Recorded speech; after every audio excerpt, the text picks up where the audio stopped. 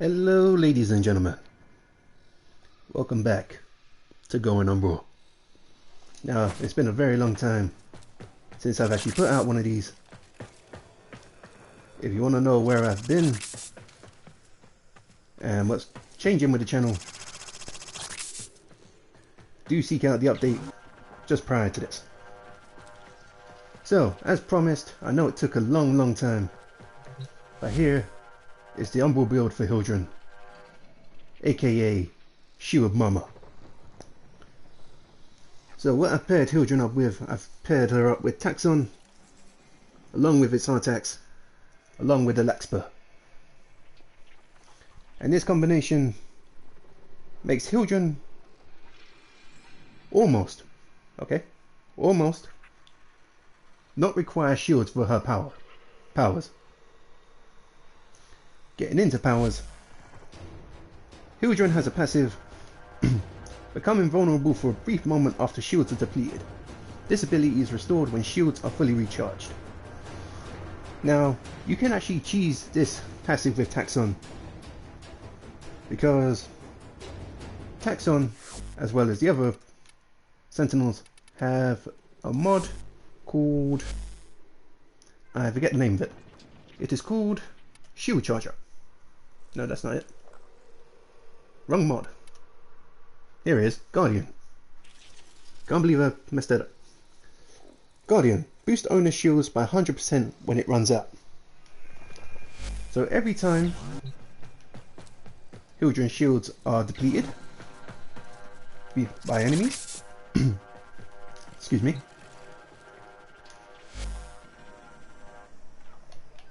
Guardian's going to proc. It's going to restore her shields to full, thus restoring her passive. And by the time, at least from my testing of Hildryn, by the time I fall back to the point where my shields are broken, Guardian is off cooldown. So I can just keep on chaining this and chaining this and chaining this. Anyway, getting into Hildryn's first power, we have Balefire. Balefire is Hildryn's exotic pistol. Charge and launch devastating bolts of fire. Ironically, it doesn't have fire damage. But as I said, Balefire is Hildryn's exotic pistols. With every single shot of the Balefire, we are draining shields. And with every charge shot, we are draining double the shields. So as you can see, my drain here is 35, and the charge shot is 70 shields. Now Hildryn is very unique in the fact that she does not have an energy bar, making her very perfect for nightmare missions that drain your energy, because Hildryn does not have energy. All of her powers work off her shields. As I said, compared with the Taxon and its shield restorative abilities and augments, I can keep Hildryn's shields up almost indefinitely. Now the Balefire does 725 damage with my current mod setup, with an explosion radius of 4.8 meters, but just for OCD I'm going to round it up to 5. So we get near enough 5 meter radius per explosion of the Balefire. So as you can see, we pop our one. With my mod setup, I can rapid fire the Balefire and charge it off very quick. I will get into the build for the Balefire in a minute. Hildryn's second power is Pillage. Now Pillage has two hidden effects to it. As you can see, pillage a percentage of shields and armor from nearby enemies to replenish Hildryn's own shields and overshields. Also remove status effects from Hildryn and her allies. Sorry, can't speak today. So, by casting Pillage and staying still, you send out a wave. This wave will hit enemies. If the enemy is armored, it will reduce that armor, with the current build I have, it reduces their armor by, I believe, 45%. And this can be stacked with corrosive projection. But if it's a shield enemy, the wave will come in and recharge your shields, as well as grant you overshields. And as it says there, remove status effects. However, when I play Hildryn, I don't really get status effects as much. That's probably just my playstyle, but I don't really get status effects. So mainly, I use this for whittling down armor targets, and obviously keeping my energy, aka my shields, topped up. So, with our current build, it has a drain of 105, a radius of 12.8 meters, which for OCD purposes we're going to round it up to 13, and a duration of 2.9 seconds, again we're going to round it up to 3.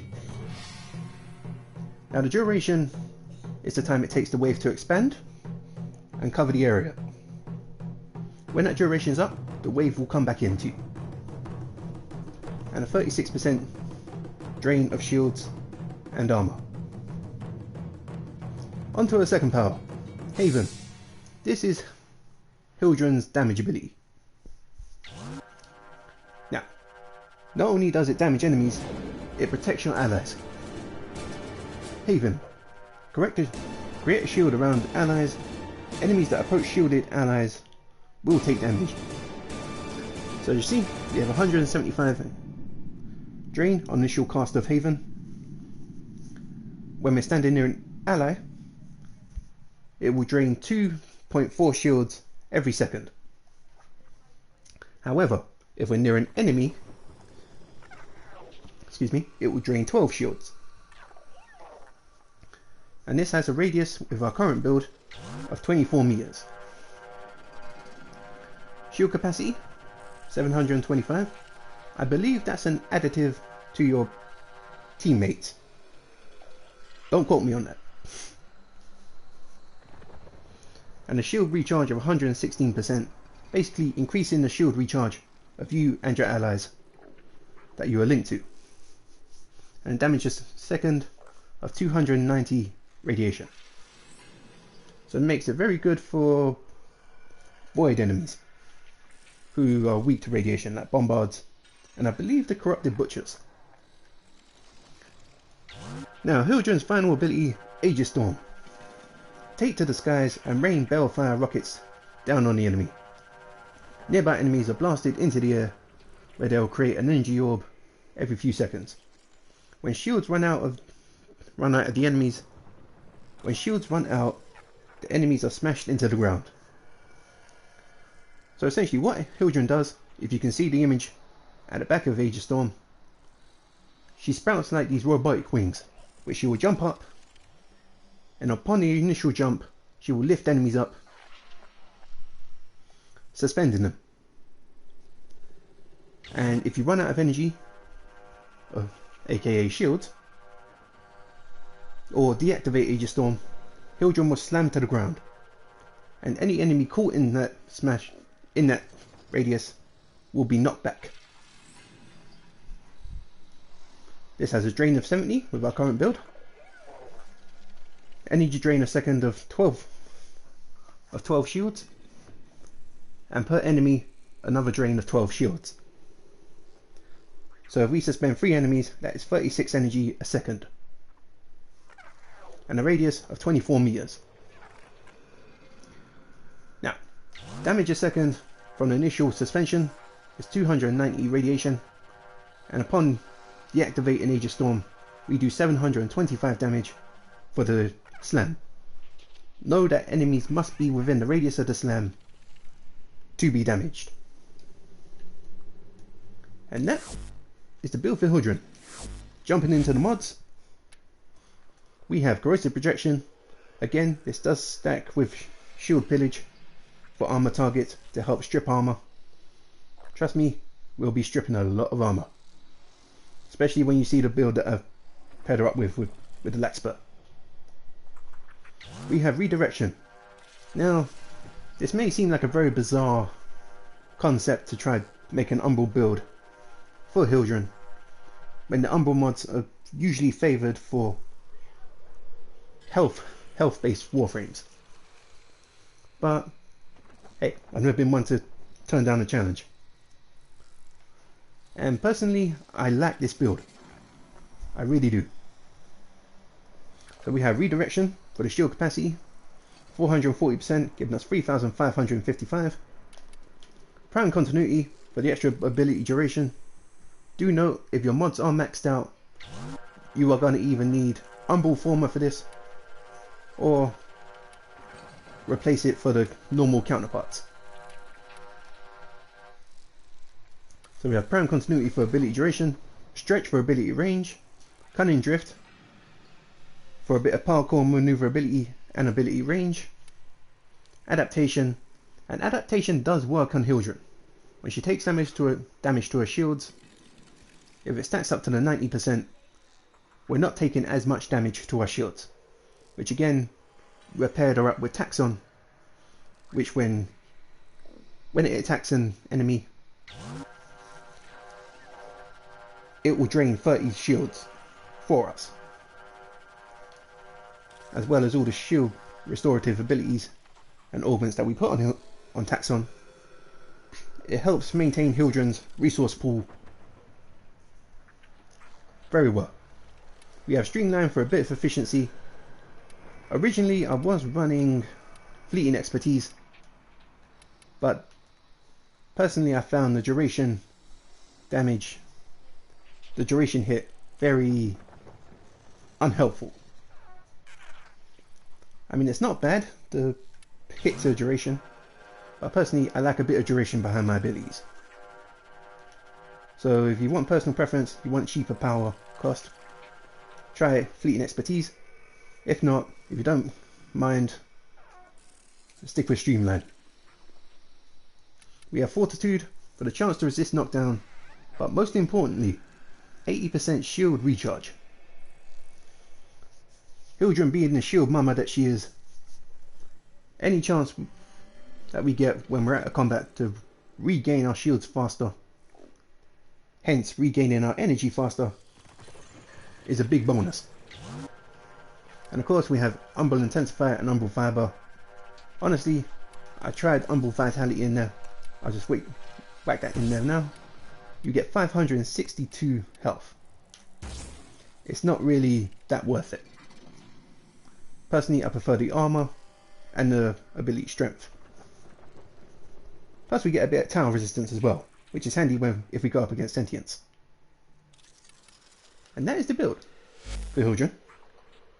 Jumping into a Balefire, this is just pure status build. We have Hornet Strike, Auger Pact, Lethal Torrent, of course, Hornet Strike and Auger Pact for damage, Lethal Torrent and Barrel Diffusion for multi-shot, and a bit of extra fire rate. That, coupled with anemic agility, means we can fire off the Balefire very fast. We can charge it up very fast, we can fire it off nigh instantly.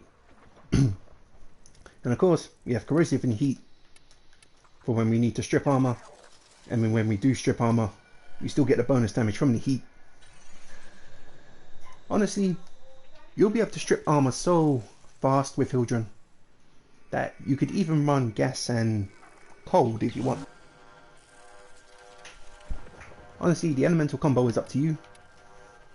The fact that we have corrosive projection and the ability to strip armor from shield pillage means you can pretty much put whatever elemental combo you want in here. Gas and cold, or you can stay with corrosive and heat. Fire on radiation if you really want to. Jumping into Taxon, I didn't realise how good Taxon was with Hildryn. Just testing Hildryn out by herself, I found my energy drain, aka my shield drain, was very, like I said, like there'll be portions, if I didn't pay attention to my shields, I've missed little portions of my shields, which again, if I was blowing through a mission and I weren't really paying attention, could put me in jeopardy, because trust me, I have been one shot with Hildryn, especially in infested missions when they leave that poison cloud. That's irritating, I'll tell you that. So for the taxon, we have molecular conversion. Blast enemies within 10 meters, converting 200 damage into shields for the warframe. So that right off the bat covers pretty much all of our powers. Blasting an enemy, for every 200 damage we get 200 shields. Calculated redirection for a bit of shield capacity for survivability for taxon, because let's face it, taxon's not very survivable, people. Look at that, 95 armor, 600 health, and 325 shields. It's gonna die. Metal fiber for a bit of armor, enhanced vitality for health. As I mentioned, Guardian is very helpful. If I'm not paying attention to my shields and my shields do run dry, Guardian will proc, and it will restore my shields as well as my passive for Hildryn. And of course we have Shield Charger, increased max shields by 60%, very helpful for Hildryn, and shield regeneration by 60%. Now do keep in mind that we have, I believe, 80% on Hildryn. I'm not sure if these actually stack, but from my testing it looks like they do. That is 140% shield regeneration, albeit for 10 seconds, but still very helpful to have. We have retarget. Sentinel will attack visible enemy within 30 meters. That will couple with molecular conversion, meaning taxon is going to continuously be restoring shields to us. We have regen because, let's face it, look at those stats, it really needs it. We have synth deconstruct. Excuse me. Enemies injured by the companions have a 25% to drop health orb when killed. Honestly, you could put whatever you want in these two slots. I just went for the synth deconstruct and synth fiber purely to try beef up taxon a little bit more. Because the fact with synth deconstruct, it has a 25% chance to drop a health orb when killed. That couples very well with synth fiber, which health orbs increase armor for the companions by 100%. That coupled with the armor of 95, we're going to get 190 armor, which isn't much, but it's enough to make taxon a bit more survivable in star chart missions. Like if you're planning on taking taxon to endurance runs, you may want to choose a different companion. Anyway, jumping into Hildryn's weapon of choice, we have the Lexper. Yes, my very first ARC gun, reviewed on my channel. And I'll tell you what, the Lexper is a pretty beastly gun. If you've ever been on the fence about hitting max rank with Fortuna and getting the ARC gun deployer, do yourself a favour, go out and grab it. It is a lot of fun just to run through a mission with the Imperator, the Grattler. It's a lot of fun just to cause loads of explosions. I'm a very simple man, and this pleases me quite a lot. Anyway, the Lexper has two fire modes. The held fire mode fires a beam very much like the Anthrax, in which excuse me, in which when the beam connects with an enemy, if there's enemies around it, the beam will branch out and hit other enemies. And the second fire is where you can actually charge up the Lexper and unleash a little mini spirit bomb to blow up stuff. It's very satisfying just to take out a whole group of enemies with a single charge of the Lexper. Trust me, I've done it a lot. It feels good. Anyway, the stats for the Lexper: for the auto fire, we have an accuracy of 8.3. Again, accuracy don't really matter As long as you're hitting an initial target and there's enemies around it, that beam will branch out. We have a critical chance of 10% and a critical multiplier of 1.4, meaning the lag spur is not really crit orientated. Build this thing for status and you will have a very easy turn.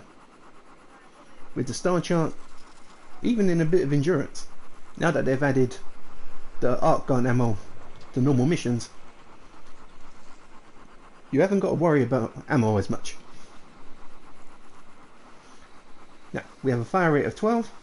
It's a beam weapon, so a very hefty fire rate is quite good for the lag spur. You have a magazine of 100. Now, speaking about magazine, the lag spur does have an effect that when coupled with Hildryn gives it extra ammo reserves. I believe it's something like 200-300 extra ammo reserve when paired up with Hildryn, which means we can use the lag spur for much longer. Noise is alarming. Of course it's an arc gun, it's a very big gun, it's going to make a lot of noise. We have a 3 meter punch through, very handy in this case. A reload of 2.5, though it's a bit on the lengthy side, I've noticed it's not really that much of an issue. And of course we have a status chance of 100% because we are using 3 60/60 elemental mods, charged bullets, contamination casing and magma chamber. And of course the elemental combos we have radiation, which comes at a base on the lag spur, corrosive and heat, with a itty bitty little touch of impact.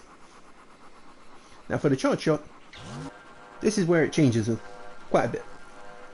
The charge bomb has an accuracy of 100, a charge rate of 0.50, so it charges up very quickly. A critical chance of 26% and a critical multiplier of 2.2 times. So as you can see, the lag spur is a very unique arc gun in terms of, it depends on what you're building it for. If you're building it for the beam, go for status. If you want to just go around blowing stuff up with the bomb fire, the alternate fire, build it heavily for crit. Although, now that I think about it, I might have to actually try a build where I just run around and blow stuff up with the alternate fire. Not gonna lie, that'll probably end horribly for me. Anyway, we have a fire rate of one bomb a second, a magazine of 100. Again, the noise is alarming. We have a 3 meter punch through. The reload remains the same at 2.5 seconds, and we have a status chance with the 360/60 elemental mods of 99.2. I don't know why they couldn't just give it 100%. I really don't, you know. And the trigger is held, so is charged, I mean. So you do have to press and hold your fire button until the gauge fills up. And of course we have radiation that comes at a base on the lag spur. With the alternate fire you do gain access to blast, along with its initial impact, and the elemental combo that we put on of corrosive and heat. And as you can see here, the build here is Rubidoux line barrel for damage, ammo chain just for ammo maximum, so we can use the lag spur in normal missions for longer. If you don't really care about ammo maximum, I would highly suggest what is that mod called? If you plan to use the alternate fire, I would recommend going for critical focus or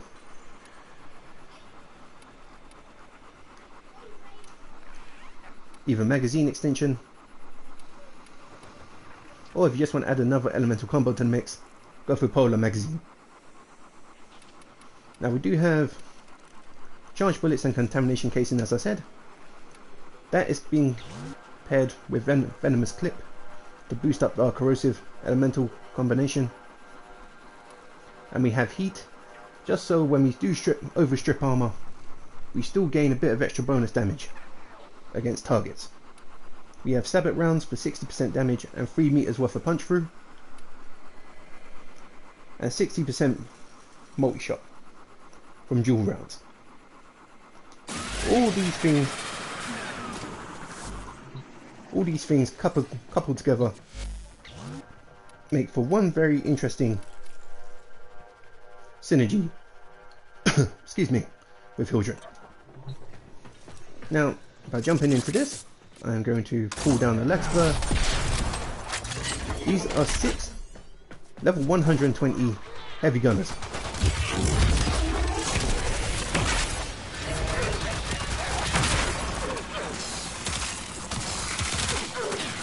You can easily keep them chained, pillage their armor. As you can see, we've completely stripped their armor.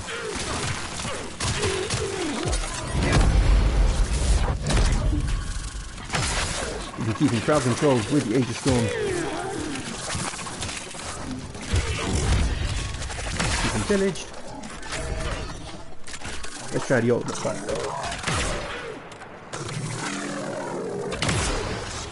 Also, one thing you do have to take into consideration with the ultimate fire is 1, it does a lot of damage to you. It does do self damage.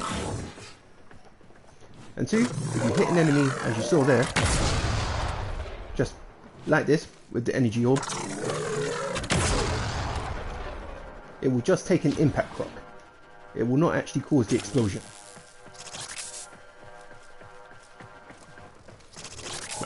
So let's recharge, reload, and let's go again. This time we're going to try the ultimate fire.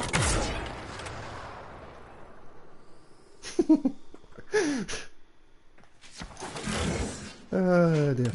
I do love doing that. Ideally in a normal mission you're not going to be sending enemies off the edge. But nevertheless, it's very satisfying to do so. No. But for real this time we're going to spawn those enemies again.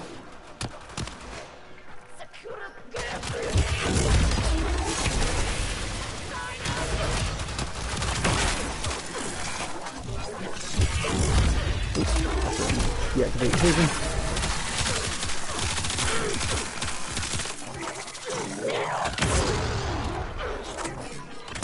As you can see, 6 level 120s, you can easily keep them under traps, and they pose little to no threat to us. And if we deactivate Haven, our shields will be back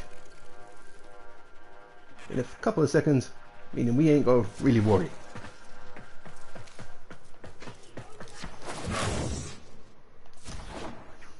And given the fact that Hildryn is just a shield-based warframe, she did not take as much damage.